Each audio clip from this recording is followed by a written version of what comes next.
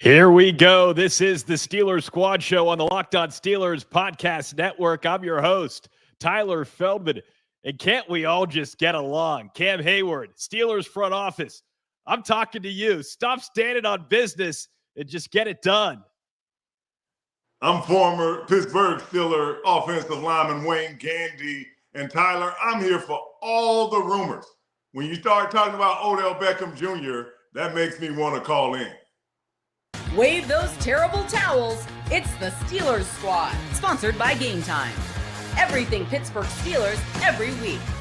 Breaking down all the big hits and game-changing plays from the Steel City. The way only the Locked On Podcast Network can. From the steel curtain to the next generation, the Steelers Squad Show starts now. That's right. Here we go. This is the Steelers Squad Show right here on the Locked On Steelers Podcast Network. Tonight's episode is brought to you by FanDuel. Football season is right around the corner. Visit the FanDuel app today and start planning your futures bets right now. This show is brand new this season, and we'll be coming at you live twice a week. An hour preview every Wednesday night, and then right after the game, a live post-game show. Again, I'm your host, Tyler Feldman, and joining me on the Squad Show this season, of course, former Steelers offensive tackle Wayne Gandy, and Chris Carter of Locked On Steelers and the Pittsburgh Post-Gazette. He should be joining us momentarily. He is a busy man, Wayne, as we've already discussed many times, but I think he should be joining us here in a few minutes.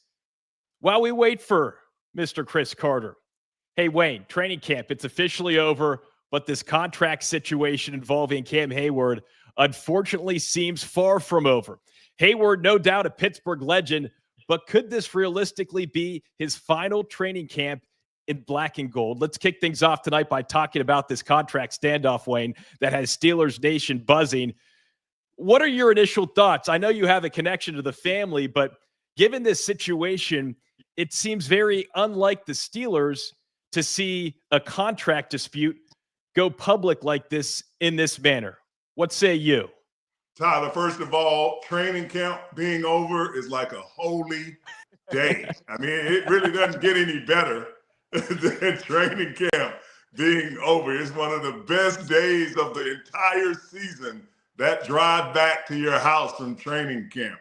This Cam Heyward story comes at me almost like, the new Steelers, as we talked about. You got a lot of drama, and it's hard to believe. It's almost, and I'm hoping once Chris jump on, we can ask him because he was at camp.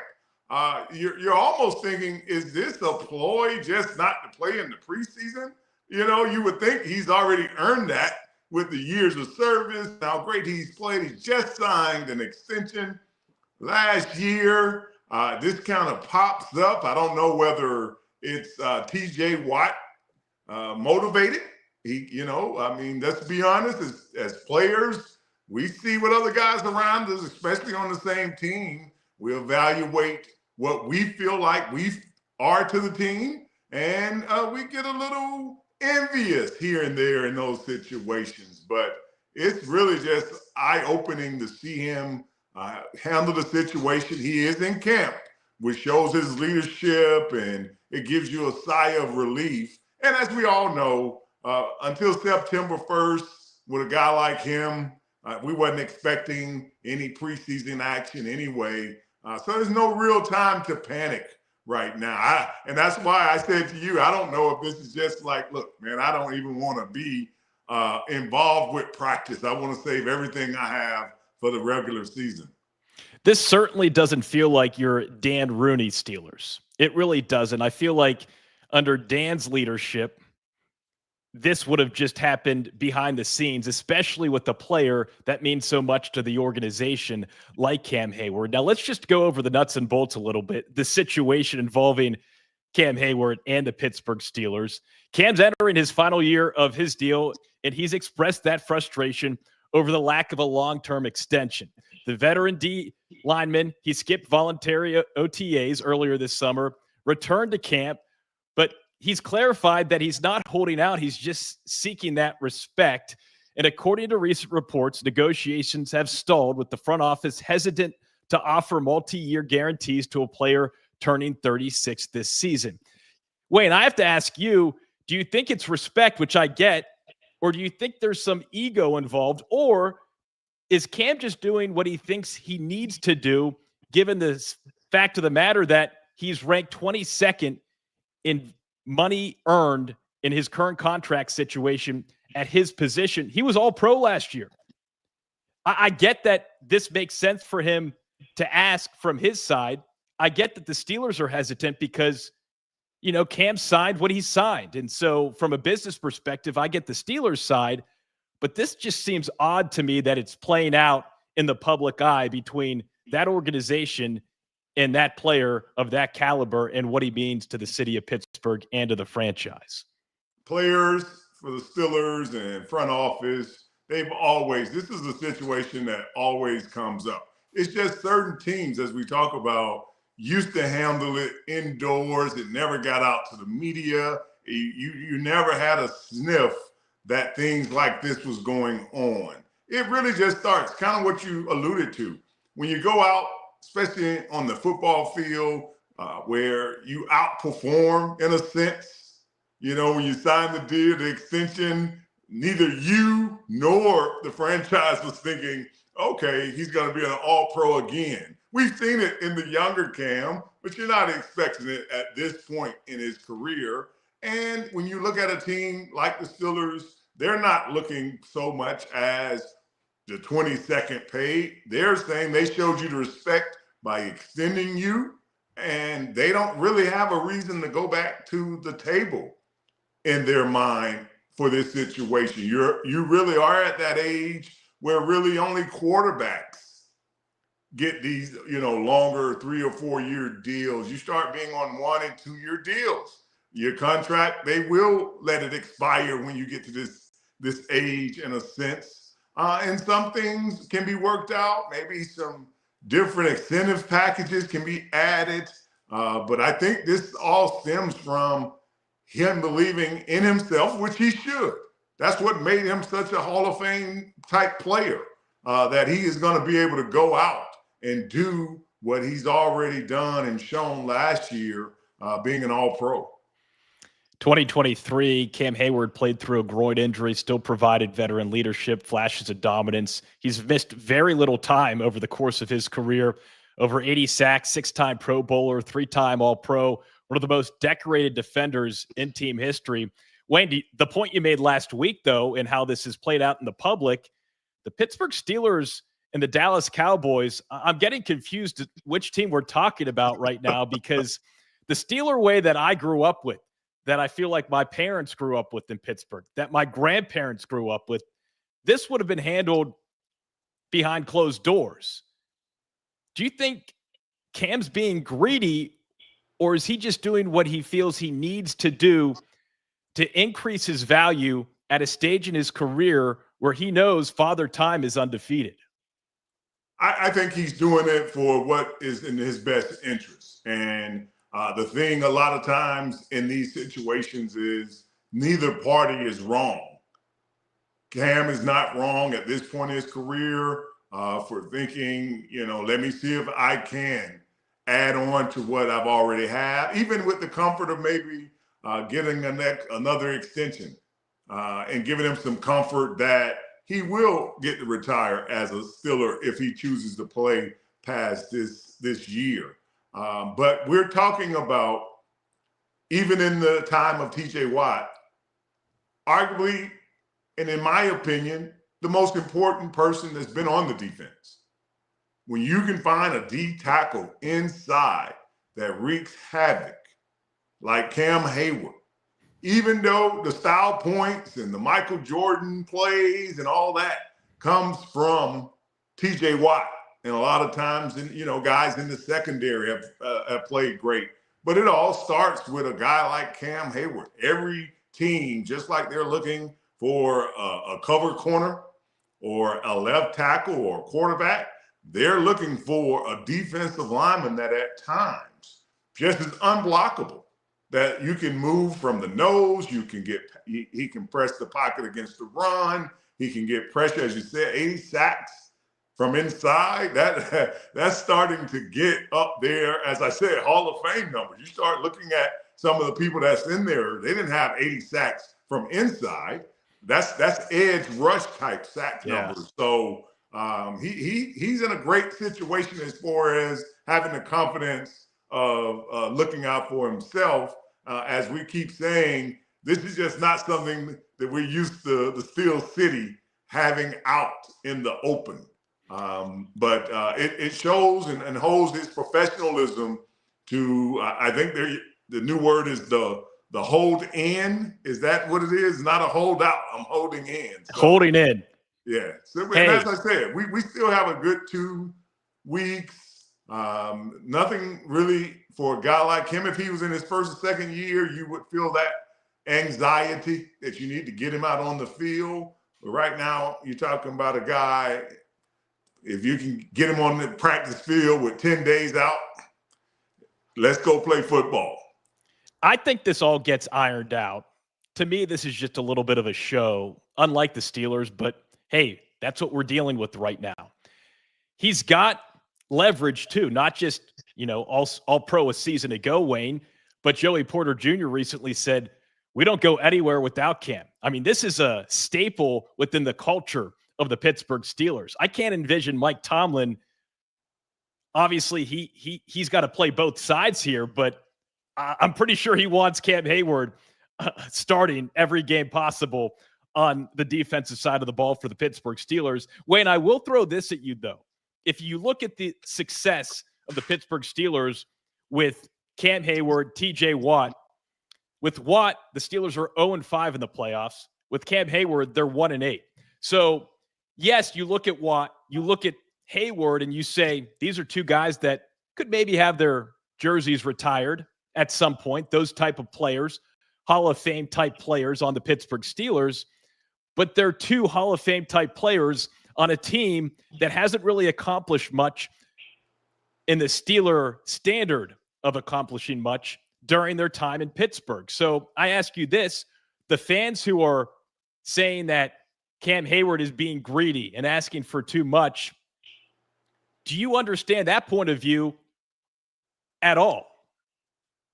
Well, and as I said when we started the show, with them extending him recently last year and paying him, and look, when you start talking about, I'm upset and I'm making like 20-some million dollars, I mean, sure, people are going to be definitely not on your side. If you can be that far along in your career still making that kind of money. But I can see how you can see that some players in their career, but part of why Cam Heyward has been special is the unifying of the team. Up until this moment, we've never really seen this angle of him at all. I think he is the glue that has been there for a decade. Everything has been able to teeter around him, but you always had that security blanket inside. But I think that at this day and age, he's looking around, unfortunately, for the Steelers and seeing what his value is worth and feeling like I think I can play a little longer. And since I feel that way, I'm going to try to get as much money as possible. Wayne, I'll leave you with this question involving Cam Heyward because he is an important piece, one of the key pieces to that Pittsburgh defense this season that a lot of people are really high on this offseason. This gets done, right? There's no way this doesn't get done. Is there any thought in your mind that this contract negotiation stalls into the season? I don't think I know he said he's willing to take it into the season, but I have never seen that Cam Heyward. And I think that if any way possible that the Steelers are willing to bend, it would show him a sign of respect. So this is one of those things where I feel like you got to try to make him a top 10 player as far as making his money. I think this is just, if you open the door just a little bit to give him the feeling like you heard me. Did you hear me? after all these years, I think he really would jump at the opportunity. So I don't really think it spills over into the season. Wayne, not for this player. I'm with you. Is there any other concerns you have with this situation, or any other thoughts that you have involving a guy like Cam Heyward taking this stand? I also feel like, before you answer that question, the game has changed so rapidly when it comes to the amount of dollars these players are making. And for a guy like Cam, maybe he recognizes that and says, I should try to get mine too, right? Definitely. What's the negative? What is the I guess perception, legacy, where I feel like this is, the first blemish of Cam Heyward. I say blemish, but first moment in Cam Heyward's career where the fan base, a good portion of the fan base, is not upset at Cam, but calling Cam greedy. Well, I think one thing I would say is there's a difference between business and then antics. I don't think this is anything about, this is not off field. This is not drama. This is not a court case. This isn't about morality. All this is about is a Hall of Fame player feeling like he needs to take a stand on what he should receive this season, whatever that might be. And as I said, you're talking about a guy that wasn't going to play anyway, has earned that right, that if he wants to sit out the 3 preseason games, who's to argue that? So why not pout and stump your feet and see what you can get as far as an extension, guaranteed money, whatever it is that you feel like you need to feel comfortable that you have been respected. And that's why I started saying, is this looking over at TJ and feeling like the respect was offered to him? I would like my chance in the sun as well. It's an interesting conversation. I hope it all works out. Get along, guys. Make it happen. Cam Heyward needs to be on that defense, and the Steelers need Cam Heyward. So figure it out, okay? Well, Cam Heyward, he's just one of 53 players, though, expected to be on the Steelers roster this season. Coming up next, we'll recap Steelers training camp. Chris Carter should be joining us momentarily. And he was there at training camp start to finish. He'll be there sharing his final thoughts on yet another summer in Latrobe right after this.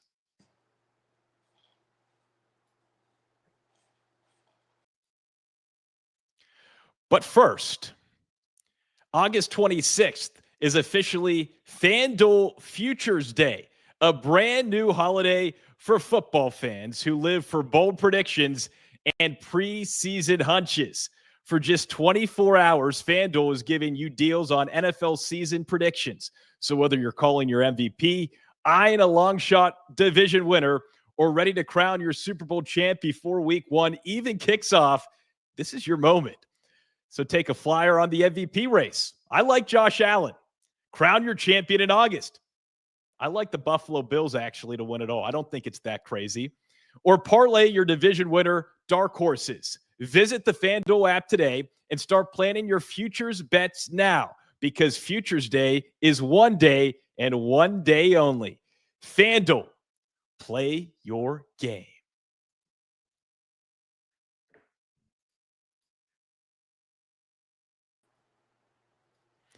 All right, back on the Steelers Squad Show here on the Locked On Steelers Podcast Network. Wayne Gandy, Tyler Feldman, Chris Carter should be joining us here momentarily. He gave us an update via text, so I'm not just saying this out of the blue, okay? This is right from the source. Chris Carter, of course, Locked On Steelers podcast host. He also writes for the Pittsburgh Post-Gazette. And there, it's magic. It's magic. There he is, just like that. Chris Carter, welcome to the show. Happy to have you. Yeah, sorry I'm late, guys. Ran into some issues here, but we got through it. I don't stand for any apology from Chris Carter when it's not warranted, okay? You take that sorry back, and you just give us all that you can. Your final thoughts, Chris. Teased it perfectly, but just want to know your final thoughts from training camp as it's entirely wrapped up. 22 days. It's in the books. St. Vincent College started July 24th, ended August 12th. You were there. So what are your biggest takeaways from what you saw there during that 22-day stretch, Chris? This could be one of the deepest Steelers teams I've not only covered, but seen. I think back to, all the times in the 2010s when a major player would go down and they just had no answer for when Le'Veon Bell went down in 2014, or like they lost a couple players and it's just that they were very top heavy. This team has a lot of stars on it, but there's also a lot of depth now at cornerback. And even if they lose Jalen Ramsey, which would be a big blow because I think he's going to be great this year, Brandon Echols as a fourth corner, I think Brandon Echols would be is good enough to start on some previous Steelers secondaries at cornerback and be decent and be good even. And he's your fourth option at cornerback this year. At linebacker, we've seen this linebacker unit for the Steelers be decimated with injuries in recent years, where if you lose one guy, it's done, and you have like practice squad guys flying all over the place. But now you have Peyton Wilson, Patrick Queen, and Cole Holcomb, and then Malik Harrison as your top four. You get down to your fifth linebacker, you're still even thinking you got some space there. Defensive line, there's a battle for the fifth and sixth options right now. This team has depth. Now, there are some spots you have some questions about. You are wondering, okay, what about the offensive line? There's some not so experienced backups there. You do have some spots there, but on the defense, you have so many answers at so many different positions. On the offense, you have playmakers. They have 4 tight ends that they're excited about.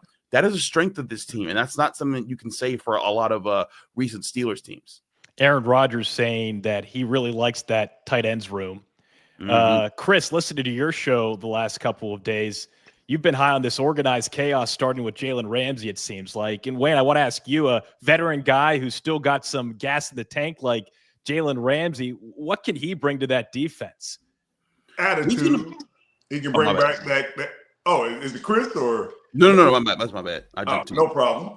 I think when we talked to Chris after the game on Saturday, he was talking about the attitude, the grittiness in that secondary, setting the tempo. Those are the kind of minds that you want in that secondary that's going to scratch and fight. And that's what Jalen Ramsey brings to the football field. He's one of those guys that you love when he's on your team and you hate when he's on the opposing team. It seems like what he's doing is unfair and rude, but not when he's in your uniform. When he's in your uniform, you love him. And I think on the back end, with the production that the front end has been, I think that's what they need. And I think he not only can bring that to the team, but he can pass that to other players. Other players plug into that. They unify, and that's going to be the attitude of the secondary. He's the guy to put that in. Joey Porter Jr. Can you imagine Joey Porter Jr. on one side has Jalen Ramsey plugging that into him. Then he has his dad who played in that same wild man, organized chaos kind of mentality. So the sky's the limit for where this defense, as we talked about, if we can get Cam Heyward back in that middle spot now, all this hinges on his production. They have depth and they have young players up there as well, like the first round pick, but they need Cam Heyward in the middle. Chris, we talked, of course, about the Cam Heyward contract situation. And for anyone watching, listening right now, Chris has talked about it a lot on his podcast, Locked On Steelers podcast. But Chris, while we have you on the show, just a little nugget of your biggest takeaway from that Cam Heyward situation so that everyone watching or listening to this show tonight or in the future gets your expert thoughts on the situation. It blows my mind that Steelers fans, some Steelers fans, I won't put it on all Steelers fans, but there is a large or a loud portion of Steelers fans that are like, oh man, Cam Heyward sucks. He's Scam Heyward. And I'm like, this is the dude that's been your flag bearer. He's fighting tooth and nail. He fights through injuries. When I look back at his seasons, there are only 2 years which he has missed games for injuries. Every other season, he has either sat out a game because they've been so far ahead. They're like, hey, get some rest, or there was something else. But there are just 2 years where he's sat out games for injuries. Every other year, he's played every single game they've asked of him, and he fights tooth and nail. He's been that guy even in the tough years. I just don't understand how people can turn on this guy so quickly, especially when he's from Pittsburgh. I played literally baseball against this guy in the city of Pittsburgh in 14th Ward. And it astonishes me. And all because he's saying, hey, last year, and he told us last year when he got that extension, it was a pay cut. They approached him and they said, hey, this is our offer. And he said, I would like more money. And they was like, Cam, you're 35 coming off an injury. And he said, I can still be first team all pro. He's like, but you know what? I'm loyal. I'm going to sign this deal. But when I make first team all pro, I'm coming back and I'm asking for more money. He went and he did what he said he was going to do, was first team all pro, said, hey, I deserve more money, and I think it's going to get done. I don't think he's asking for $30 million a year right now. I think he's saying, hey, I am ranked as right now I am being paid the 22nd most among defensive tackles per year in the NFL. I think if the Steelers put him inside the top 15, they'll be fine, and there won't be any issues. It's not like he's asking to break their banks. I think people need to relax about this stuff. It just drives me up the wall, Wayne, when I see Steelers fans turn so quickly on not just a guy who's been a good Steeler, a guy who is a defensive tackle who has as many first-team All-Pros as Mean Joe Green. I just never thought I'd see that happen.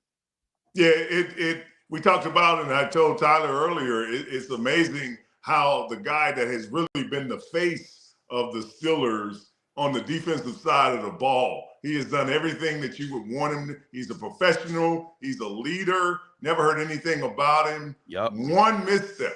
And I can see if this was off the field or something that dragged in something that had nothing to do with just business. I can see a fan, even though I think he's built up enough equity that shouldn't be on his plate, I could see a fan having an issue. But just a business move of trying to find your worth in a situation where you feel like, why not? Why not? I've earned this moment. I've earned this time. This is not the old way where you got to wait to the last day to renew a contract. You can do it however you want now in a sense of paying a player. And he deserves anything that he gets. And I said it earlier. I don't think this is a move to put me in the top 10.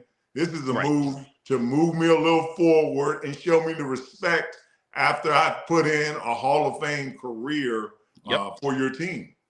I get Cam's push. It makes sense to me. It totally is sensible in my eyes. I also understand where the Steelers are coming from.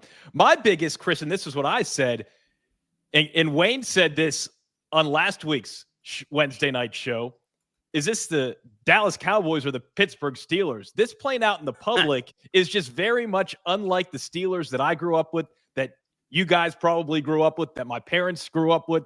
It just seems like under Dan Rooney's direction, something like this would not have played out in public with a player that means as much to the organization like Cam Heyward. I also think from the Steelers side, not to play devil's advocate, but if Cam Heyward had that in paper and signed that on the contract, hey, look, if I have an all-pro season coming off an injury at 35, then we need to renegotiate. If it was on pen and paper in the contract, then yeah, fulfill it. If not, those handshake agreements, working in TV for a decade, you do a handshake agreement, it doesn't always work out the way that you necessarily want it to. So I get the business from both sides.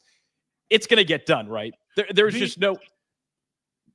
I think it's going to get done. Here's the thing. I don't think Cam Heyward's upset. Like when he's holding in, people think he's mad. No, he's not mad. First of all, the reason we didn't know he was holding in until his agent talked to Adam Schefter was we just thought he was being Cam Heyward, being 36 years old, not needing to practice a whole lot and helping all the rookies. That's what he's been doing. He hasn't been sitting there saying, I don't want to help. That's not what he's doing. He's out there helping. And Derek Harmon and Y.A. Black have been like, yeah, this guy's been great. He's teaching us all his tricks. He's helping us out. They don't need him to practice right now, which is why the hold-in isn't that big a deal. But I'll also say this, Tyler. I have a lot of respect for the Rooney's history. A lot of stuff we romanticized about the days, and Wayne, I bet you could probably share some stories that just never got out there because we were not in the age of social media where Twitter learns everything before most people, and lot of players. That's a good point. Or looking at their phone, I got traded, like that kind of stuff that happened. There's a lot of things that we find out about players nowadays that we used to not know at all, and because it was so much easier to contain it. And I think that's that's being fair. And also, I always remind people, like, the Rooneys have, like, the Steelers, they've always been a business. Jerome Bettis took a pay cut back in the day when he was like, I'm Jerome Bettis, I'm the face of the team, I'm the guy that's a leader. And then eventually he came back after he took a pay cut and he said, I would like a little bit of a pay bump back up. And it was a small pay bump, but they honored it. So the Steelers have done this type of thing before. It's just we didn't talk about it as much because there wasn't to the 24/7 sports news cycle that is today. Well, the purpose of this second segment was to talk about Chris Carter's final camp evaluations, but we dove back into the Cam Heyward situation. But the reality is that's all that people are talking about. My grandmother's texted me about Cam Heyward, so she's 90 years old. So, and she lives in Squirrel Hills. So in that scenario, it's like it doesn't matter who you are. If you're a Pittsburgh Steelers fan, this has been dominating the conversation. Up next for the Steelers, though, a joint practice against the Bucs. High-intensity intra-squad scrimmage Thursday at Acrisure Stadium. So next up here on tonight's show, we'll talk about what to expect tomorrow night. Chris, I think you'll be there, right? I will be there. It's a 2 p.m. Practice for the joint practice. It's going to be really interesting. These are always kind of interesting to see because this is the first time, like, Broderick Jones was so excited. He's like, finally, we get to hit somebody else. They're excited. Troy Fautano is like, oh, thank God I don't have to block TJ Watt every play. So there's a bit of excitement, but there's also that sense of like competitiveness. Like, okay, we've been competing against each other, but now let's take it up against some guys. And like last year when the Bills came to town for the joint practice, there were some minor scuffles that here and there, and it was interesting to see some things. But I'm interested to see some matchups. Do we get to see? I know Chris Godwin's still recovering from his injury from last season, but do we get to see Mike Evans and Emeka Egbuka and Jalen McMillan up against Jalen Ramsey, Joey Porter, and Darius Slay? Do we get to see Tristan Wirfs is out? But do we get to see Graham Barton and that young offensive line against this Derek Harmon and this young defensive line? Kalijah Kancey, a guy I covered for years at Pitt, has been a stud in the middle of that defense next to Vita Vea. Do we get to see that against Zach Frazier, Mason McCormick, and Broderick Jones and Troy Fautano and that? There's a lot of really interesting matchups to watch in this practice. It's going to be to the point where I'm going to have a hard time choosing which part of the field I want to stand on to see when they break off into one-on-ones. And Chris, I'm going to stop you right there. We'll read a quick ad, and then we'll get back into this conversation right here on the Steelers Squad Show here on the Locked On Steelers Podcast Network.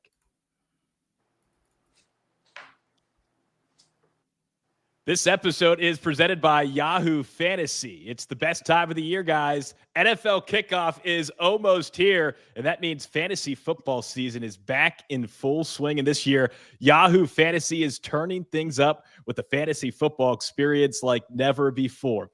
This year, the entire Locked On Steelers Squad Show will be playing on Yahoo Fantasy, and you should too, whether you're a first-timer or a veteran making your millionth league.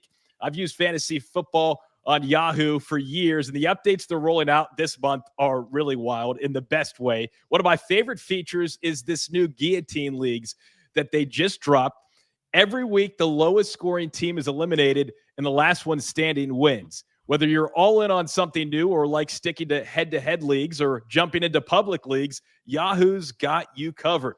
So to celebrate 28 years of fantasy football greatness, Yahoo Fantasy is dropping 28 big new features over 28 days throughout August. To kick it off, they just dropped Yahoo Fantasy Guillotine Leagues, that killer new way to play fantasy football on Yahoo, where the lowest scoring team gets eliminated each week until there's one team left standing. With the season around the corner, now's the time to get your league together and give this new mode a try. If you're more into the league classics, you can still play in head-to-head private leagues or join a public league. Stay tuned for more killer announcements and start playing Yahoo Fantasy Football now at yahoofantasy.com/LockedOnNFL.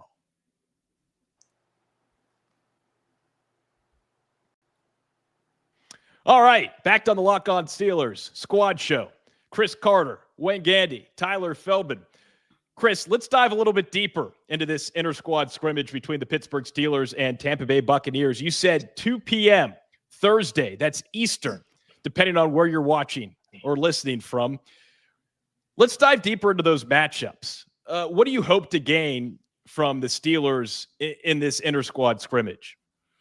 I want to see physicality. I want to see this team be mean and nasty up front. I've seen this team, this offensive line and defensive line and the linebackers and the running back. I've seen them be nasty against each other. I want to see how that nasty pans out against other teams. And we really didn't even get to see that against the Jaguars because, the offensive line played, the defensive line played. It wasn't all the first teams. This should be all the first teams in this one. And I think there's going to be a bit of excitement. There might even be more first teamers that play in this practice than in the preseason game on Saturday. But I'm intrigued by the offensive line and defensive line matchups on both sides of the ball for the Steelers. There's some young guys, there's some veterans that are really good that are on both sides that are going to challenge each other. But man, I'm really excited about Mike Evans and their receiver room. They got some young guys like Emeka Egbuka, who I loved at Ohio State, and now he gets there. Jalen McMillan, another talented guy. But Mike Evans has been a dog at wide receiver for many years. He's faced off against Jalen Ramsey before. That's going to be a lot of fun to watch. How many does Joey Porter get against that guy?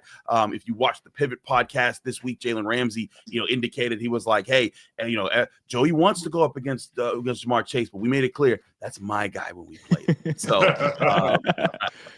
I think there's a bit of excitement to see those things. But look, I think the Buccaneers are one of the better non-obvious Super Bowl teams out there in this league. So this is a really good road test for this Steelers team at this practice.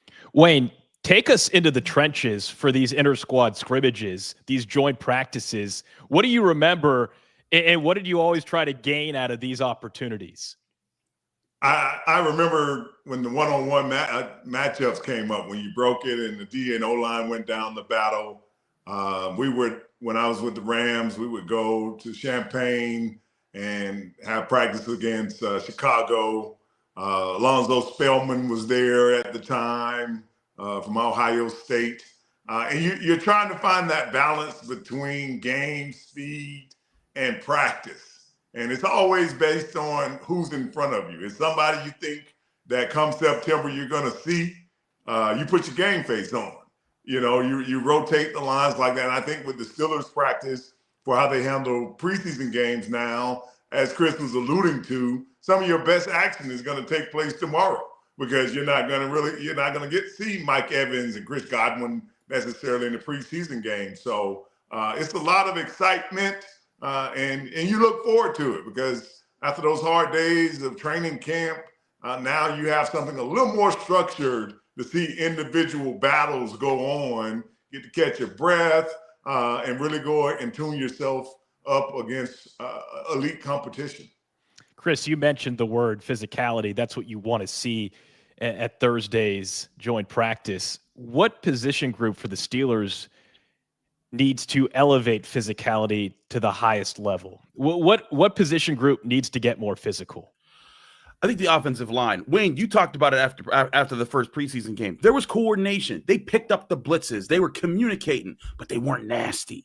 And this offensive line needs to be nasty. And listen, if you could go up against Vita Vea, who is a monster of a human being, or Kalijah Kancey, who is quick as lightning off the ball, and you're able to counter those guys, you're going to be really good against a lot of defensive fronts. So if this offensive line gets off the ball, moves these guys, creates space for Jaylen Warren and Caleb Johnson, I think that's going to be a great sign for what they can do this year. Now, again, it's just one practice. I tell people all the time, last year in the joint practice, I watched Broderick Jones whoop Gregory Rousseau, a very good edge rusher, up and down the field in practice. And I was like, oh, my goodness. And then in the preseason game, I watched Gregory Rousseau whoop Broderick Jones up and down the field during the game, and I was like, "Oh my goodness!" And so it's kind of that back and forth. But this is part of football, right, Wayne? Like, how many times would you have a good day and then a bad day when you were younger and you were figuring out your skill set? That's what this is going to be about. So we might see some really good physicality that might fall off at some point in time. But Terrell Austin, the defensive coordinator, put it best when we were asking him about what's going to be different about this team. He said, we have to be quicker to figure out what's going wrong. And he said, last year he talked about we needed to cut that off. We're going to have our negative days. They happen to everybody. What's going to determine who we are, though, is how quickly we adjust to that and we bounce back from that. We can't settle for being that negative. And I'm going to be interested to see, is this a negative day or is this a positive day that they can stack? And that's what I'm going to be interested to see. But hey, Graham Barton, Cody Mock, Luke Gadecki, all three first or second round picks in the last 3 years, going up against the defensive front with Derek Harmon, Y.A. Black, Dana Quale, Keanu Benton, all guys the Steelers are hoping take steps up. That's going to be fun. And then on the flip side, Frazier, McCormick, Fautanu Jones against Vea, Cansey, Diaby. This is a great opportunity to see these young guys and measure how they've gotten through camp. No one knows the players and the rosters better than Chris Carter. My man's just steamrolling off every possible name. Wayne, which names on the offensive line do you want to see more out of when it comes to that physicality? The 2 tackles. Yes. I think it starts with them, especially with Broderick Jones moving over to the left side. He's going to have to reestablish himself as a player and that he can handle that position. And I think Tampa, Diaby, I think he's Yahya Diaby or something like that. Yeah, Yahya Diaby. Mm-hmm. They have good edge rushers that can bring pressure and going to test. And I think when you look at a Todd Bowles team, it's similar to the Steelers. He's always had a team that wanted to go out, run the ball, play physical. And I think Tampa will bring the aspect because you're not worried about who wins the game in the preseason showdown. You're looking to see, can you take a step forward? Yep. And both of these offense and defensive line, Tampa Bay is great for that situation. They have those kind of players that you have to be physical with. Everybody doesn't come at you like this. This is a good game for where the Steelers just came from in Jacksonville. This is a good practice and game to go into for exactly what both of your lines need. And, Tampa last week were able to run the ball. So I think both offense and defensive lines will get tested. Chris has been tested all summer, busy schedule. He was tested tonight. He got it figured out. He joined us here, and we're thankful. What other positions or players, Chris, that we haven't talked about yet on this show do you want to see elevate their game? Or is there anyone that the players are talking about that they really like that Steelers fans should be looking out for? This is the lead topic for my Thursday. So tomorrow. Oh, see, I knew that. That's why I asked this question. I remember we talked about that. So little teaser. But wide receiver 2 is still a question for this team. It's not going into camp, I was like, okay, let's see how these guys look. They're not going to rush to get a wide receiver 2 until they see these guys.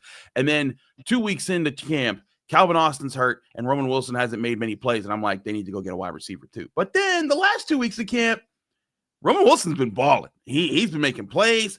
I want to see him more. I want to see what he does, against this Buccaneers team. Now, cornerback might be the one spot where maybe they won't have the studs on their roster. Jamel Dean, Zion McCollum, Jacob Parrish. None of those strike fear into the heart of men the way that like a Levante David would or a Vita Vea would. But still an opportunity for Roman Wilson to go up against NFL corners and win. And if he's able to win against those guys and you see Aaron Rodgers and Mason Rudolph connect with him in this practice, I think that's a good thing. And like Wayne said, it's not about winning. It's about showing the reps. It's about showing what skills have you developed. How can you counter what other team players are doing at a professional level? That's going to be huge. So Roman Wilson's on my list of other players that we may not be talking about a lot, but you want to see more from. Darnell Washington, I think he is my most impressive offensive player in training camp just because of how much he's grown as a player, with the way he can run different routes now. And I mean it, when they get in the red zone or when they get in a go-to-go situation, one, maybe 2 plays of that goal-to-go needs to be a fade to Darnell Washington, because I don't know how you stop it if you throw it right. And he's better at it now. It's hard to pin him down. He's 6'7". I watched the Steelers in 7 shots on Tuesday. The first pass they threw was a corner route to DK Metcalf. Joey Porter plays it perfectly, swats it down. And he's like, let's go. You can't get past me. Aaron Rodgers is like, you're right. I can't. Next play, he goes, he says, he looks at Darnell Washington matched up with Deshaun Elliott, and he just throws it up. Darnell Washington just like boxes him out like Shaq boxing out like Muggsy Bogues, and just picks it from the air. And I was just like, my goodness, that is ridiculous. That has to be a weapon in the Steelers offense. So I want to see how do the Steelers incorporate these other playmakers that could make up for not having a bona fide wide receiver 2 like Roman Wilson, like Darnell Washington, because that could be a huge part of this offense. Darnell Washington, a big boy with some pretty damn good hands. He had a touchdown in that first preseason game against the Jags. Tomorrow it's a joint practice. Saturday it's the real deal, albeit a preseason thing. What do Chris and Wayne want to see in Saturday's preseason game between the Bucs and Steelers? Will we get to see a little bit of Aaron Rodgers with that offense? We'll find out right here on the Locked On Steelers Squad Show after this.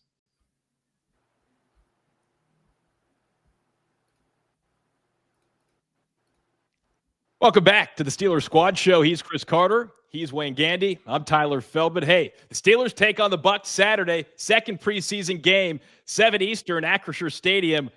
Make no mistake, this isn't just about warm-ups, though. Starting jobs are on the line. Rookies tried to break through. What about Aaron Rodgers? Will we finally get to see his first live action in black and gold? Let's break it all down, guys, and give fans listening and watching a little preview for Saturday night. Let's start with Aaron Rodgers. Chris, are we going to see him under center? I doubt it. Mike Tomlin kind of hinted at this earlier, saying that like you probably won't. He wouldn't be shocked if you didn't see Aaron Rodgers play in the preseason. I think you'll see him in the joint practice. I don't think we'll see him in the preseason.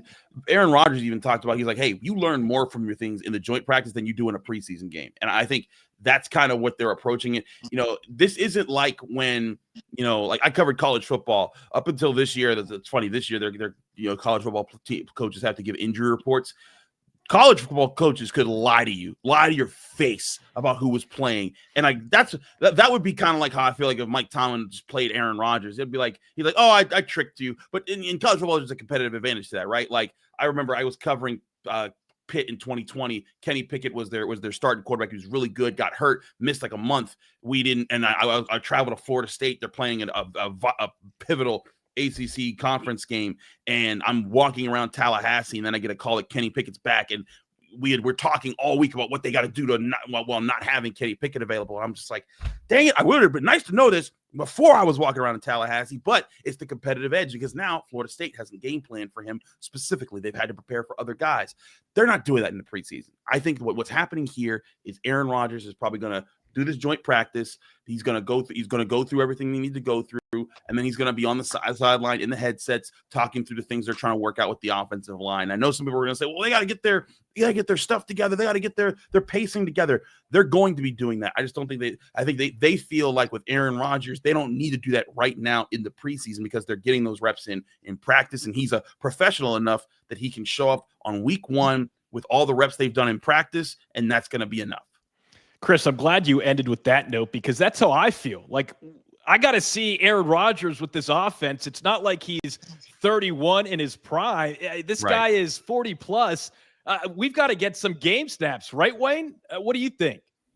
Well, I think that Aaron Rodgers should not play. I think the tread on this tire is already worn.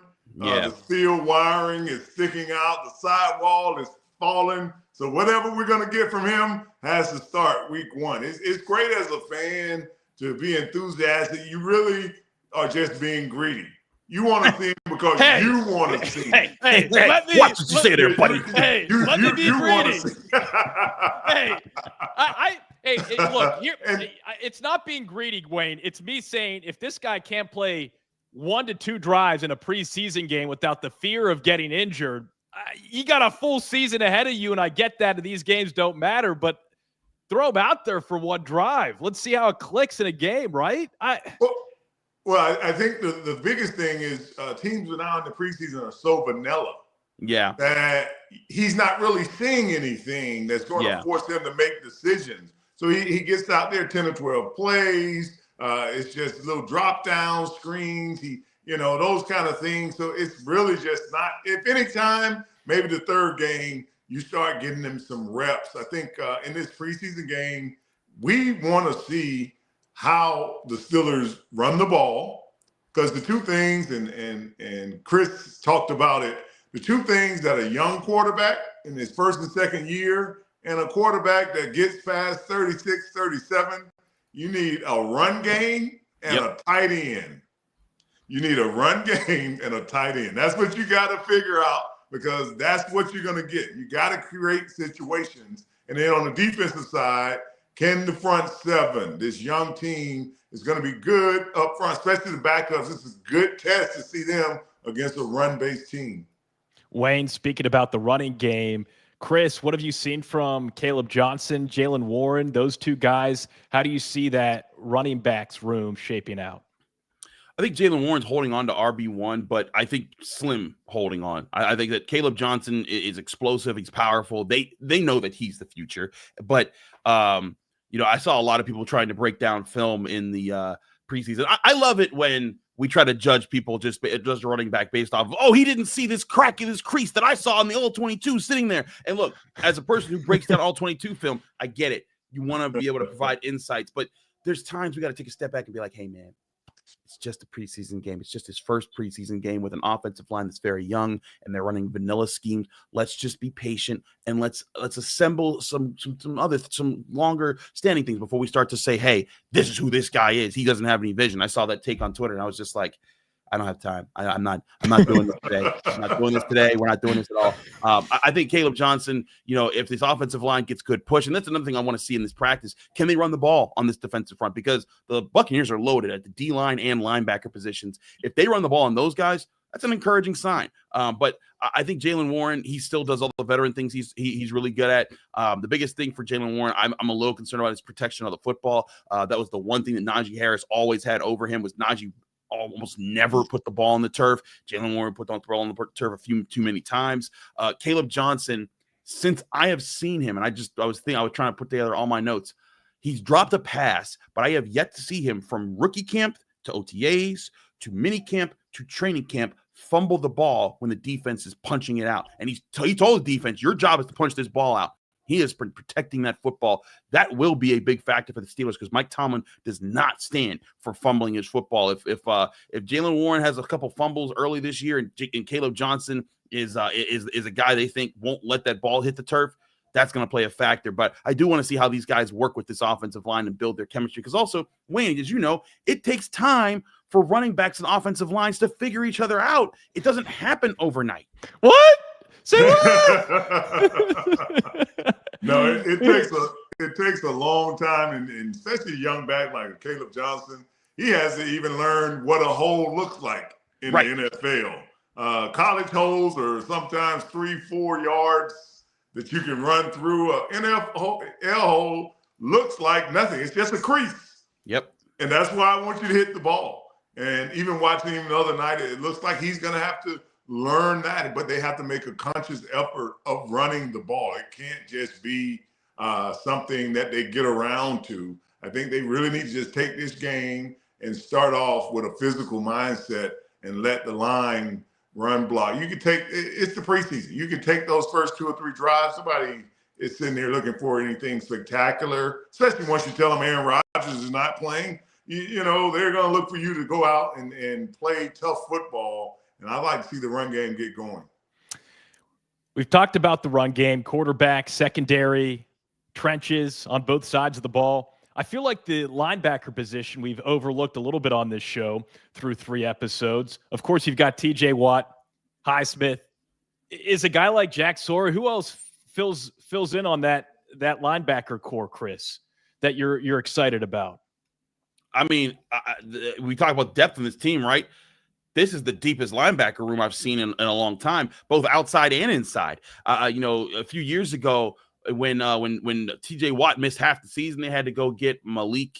What was Malik's last name? I forget. They got a guy from the Broncos who was not that good of a starter. He was more of a come off the bench dude, and he was starting out there, and it was rough. And he was not that good of a player. And you saw the hole that TJ Watt not being there left in the defense. That's not the case anymore. Whereas it would stink to lose TJ Watt. Nick Herbig can come off the bench for you now. Jack Sawyer can come off the bench for you now. If Alex Highsmith, when he gets healthy again, he's out there. There's rotation at the outside linebacker position, which I don't know the last time they've had a 4-guy rotation that you're excited about who you're putting out there. Then at inside linebacker, I don't know the last time they had 3 guys that you can confidently say all 3 of these guys could be, the old school 3-4 Mac style of linebacker. Mac and Buck are the 2. The Mac is the guy that's faster, that can play the pass and also help against the run. The Buck is the Larry Foote, I'm coming to fill the fullback's hole, type of guy. But Patrick Queen, Peyton Wilson, Cole Holcomb, all three of those guys are those max style of linebackers.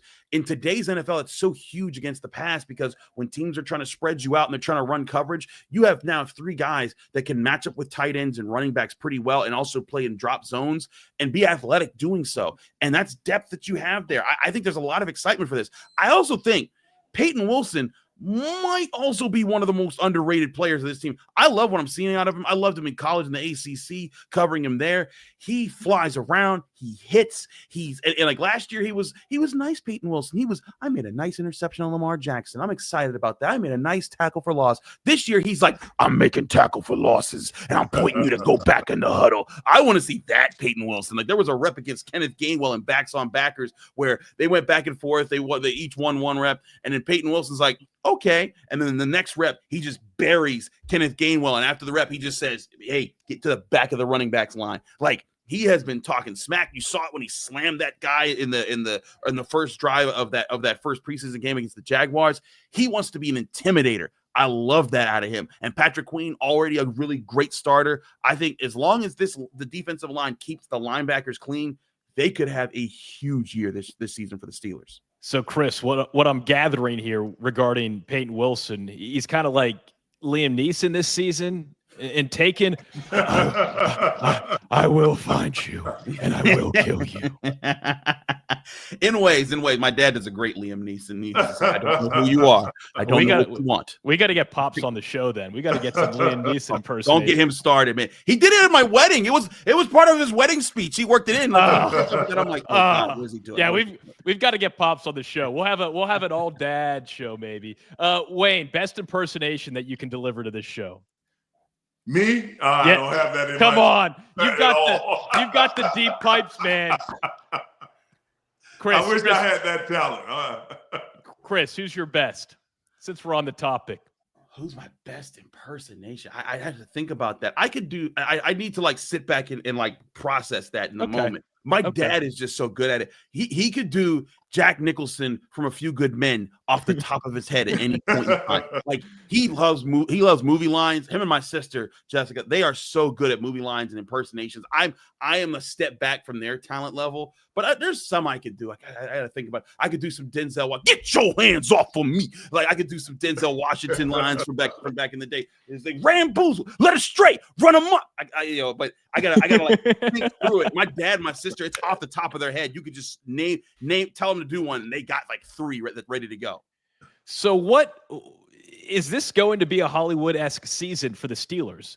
Because I feel like, oddly enough, the more I dive into this offseason and look at where experts are projecting the Steelers, I wasn't really all that high on the Steelers after last season, but it looks like if Aaron Rodgers stays healthy, they could be a legitimate contender possibly. Is that crazy? If they're healthy, if these things come together, I think they could, because now they also have these big name players, not just Aaron Rodgers, but Jalen Ramsey. I think just listening to him talk on the pivot, just a side note, we have not talked to Jalen Ramsey since they moved in. Like since then, he does not talk to him. I've seen him say some cuss words to some reporters who really wanted to get some quotes from him. I think he is Bob Pompiani. He cussed at Bob Pompiani, right? Well, he would not do that to Pop. Well, also Pop would be smart enough to be like, I'm gonna leave Jalen alone. But in all seriousness, I think he is embracing this villain era that he's about to enter for the Pittsburgh Steelers. Like you guys were talking about, this defense has been very good. They've been top 10 each of the last 3 years, but they haven't had that James Harrison, that Joey Porter, that Greg Lloyd that just strikes fear and then also just lets you know, I think nothing of you. You guys suck. I hate you. And I think that's what Jalen Ramsey is going to bring to the cornerback position. And as Wayne talked about earlier, guys are feeding off that energy, and that's going to be so big. But I think what you're going to see this year is you've got Metcalf, you've got Ramsey, you've got Rodgers, you got all these stars. Plus, you still have the stars that the people know the Steelers for: Cam Heyward, TJ Watt, and then the young guys that you're hoping to step up like Pat Freiermuth. I think that there's a chance that as long as they are competitive, I have this team right now as an 11-6 team. I think they can win 11 games if they stay healthy. I look at their schedule. I think that is a good pace for them to hit. If they win that, I don't think they win the division. I still think the Ravens win the division, but they can get to the 5 seed, which to me, that could be the sweet spot for the Steelers. You get to the 5 seed, you're playing the weakest division winner, which probably ends up being like the Texans or the Jaguars or someone on the road that you can take that's a lot better than Josh Allen in his crib or Lamar Jackson in his crib or Patrick Mahomes in his crib. And that can be your road test tune-up in the playoffs, win a playoff game, and then go on the road. And if you have that nasty defense, if they're a top 5 defense, a top 3 defense in the NFL, defenses travel well in the playoffs. That's what you want to see. You want to see that, but you got to be healthy. You got to be mean and nasty on defense. And if you have that, it will be a Hollywood season. Why? Because they've got stars. They're one of the crown jewels of the NFL. And if the Steelers are in the playoffs and they're playing really well, everyone's going to be tuned in. Wayne, I'll end with you. If Jalen Ramsey is the Joker of the Pittsburgh Steelers, who will be the Batman of the Pittsburgh Steelers this season? And I also say that because they filmed part of that movie at what was then Heinz Field. Yeah. DK Metcalf is going to have to play Batman then at that point. Why is that? He has the style and the air tricks that he can do, the big plays down the field. And I think some of the confidence, and we'll get to talk about it this season, is just I think these guys are on the team. What's galvanizing them is the feeling that if they can get in the big game, the personalities that they all have will take over to win. That confidence, if they can set themselves up, like Chris is saying, they can get to the game. It's a long season, but if they find themselves in those big games, the Ramseys, the Rodgers, the TJ Watts hunger, the Cam Heyward with the hunger that they have, they can accomplish the job and win. Steelers Bucks joint practice Thursday afternoon. Our very own Chris Carter will be there and doing his best journalistic work. And then on Saturday, also at Acrisure Stadium, it's the Steelers and Bucks preseason game number 2, 7 Eastern kickoff. And we will be sure to cover the Steelers throughout the entirety of this season. A reminder, you can listen to the audio of tonight's show on the Locked On Steelers podcast feed, wherever and however you podcast. Also, be sure to like and subscribe. It's not that hard. If you haven't already, please do. And next time, always join the comment section if you haven't already. If you were commenting, we were seeing them, we were reading them, we were laughing, smiling, questioning some of the stuff that we saw. But we'd love to hear what you're thinking when we're talking. Anyway, that'll do it, though, for this midweek edition of the Locked On Steelers Squad Show. For Wayne Gandy and Chris Carter, I'm Tyler Feldman saying good night, and here we go.